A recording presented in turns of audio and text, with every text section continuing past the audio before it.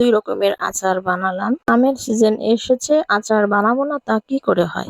আসসালামু আলাইকুম, সবাই কেমন আছেন? সবাইকে ওয়েলকাম জানাচ্ছি আরো একটা ব্লগ ভিডিওতে। আশা করি পুরো ভিডিওর সাথে থেকে ভিডিওটি দেখবেন। ভিডিওর শুরুতে একটা লাইক দিয়ে ভিডিও দেখা শুরু করবেন। ভালো লাগে পাশে থেকে যেতে পারেন।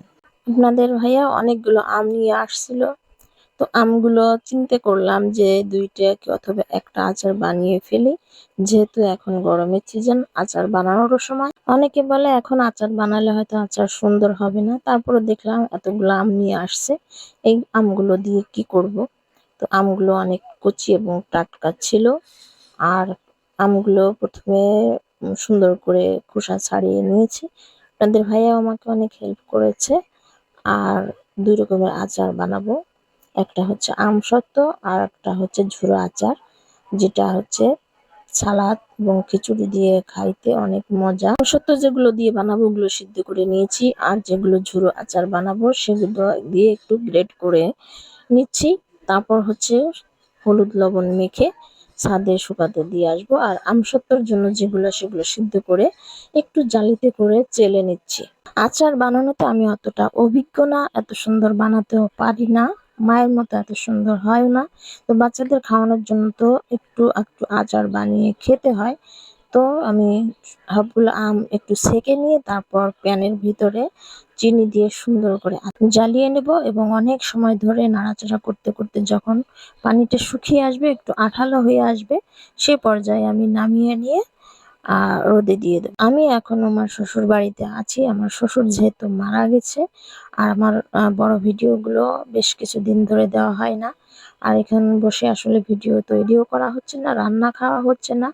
তো ভাবলাম আমের আচারের ভিডিওটা আমি আসার আগে করেছিলাম, আচারটা বানিয়ে রেখে আসছিলাম, তো সেটা শেয়ার করা হয়নি, জন্য এডিট করে আজকে ভিডিওটা আপলোড দিলাম। আমসত্ত্বটা নামিয়ে একটা ছেনির ভিতরে সুন্দর করে মেলে দিয়ে একটু পাতলা করে গোল আকার করে আমি রোদে দিয়ে আসব। সবগুলো আচার আমি একসাথে ছাদে শুকানোর জন্য দিয়ে আসব।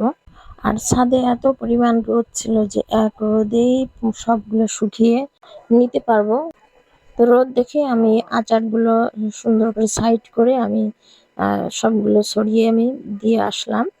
আর মাঝে মাঝে উল্টে পাল্টেও দিয়ে গেছি কিছুক্ষণ পর পর আমসত্ত্ব, তারপরে ঝুড়ার যে আচারটা।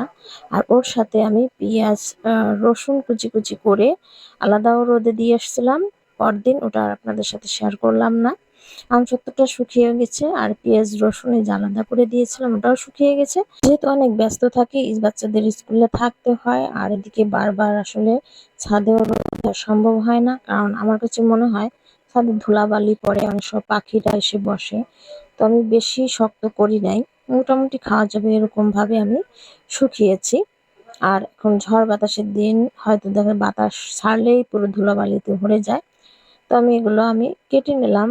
আর অনেকে আছে এর থেকে বেশি শুকায় কালো রং করে ফেলে, তো আমি জেলির মতো ম্যাঙ্গো বারের মতো করেছি, যাতে খেতে একটু মজা হয় আর বাচ্চারাও খেতে পারে। ছোট ছোট কেটে সাইজ করে নিয়েছি। আর এদিক দিয়ে আমি আচারগুলো পেঁয়াজ রসুন আর আমের আচার সব মিশিয়ে তারপর সুন্দর করে একটা বয়মে করে আমি ওটাকে তেল দিয়ে ভিজিয়ে রাখবো। এভাবে তেল দিয়ে ভিজিয়ে রাখলে বছরের পর বছর আচার ভালো থাকে এবং যত পুরনো হয় তত আচারগুলো খেতে ভালো হয়। আর এগুলো হচ্ছে খিচুড়ি, খুদের ভাত, এই আচারগুলো খেতে খুবই মজার লাগে। তেল যত পুরনো হবে ততই মজার হবে। আর আমসত্ত্বগুলো দেখতে খুবই সুন্দর হয়েছে, এবং এগুলো আমি যখন কাটতেছিলাম, আপনারা হয়তো এর থেকে সুন্দর আচার বানাতে পারেন। আচারের অভিজ্ঞতা আমি কম, এবং আমসত্ত্ব অতটা খুব একটা বেশি বানাইনি। তো যেমন পেরেছি বাচ্চাদের খাওয়াতে পারলে হলো। সুপ্রিয় দর্শক, আমার ভিডিওর পাশে থাকার জন্য অনেক অনেক ধন্যবাদ। যারা যারা আমার ভিডিওগুলো কন্টিনিউ দেখেন তাদেরকে অনেক ধন্যবাদ। ভালো থাকবেন আপনারা সবাই। সবাইকে আল্লাহ হাফেজ। আসসালামু আলাইকুম।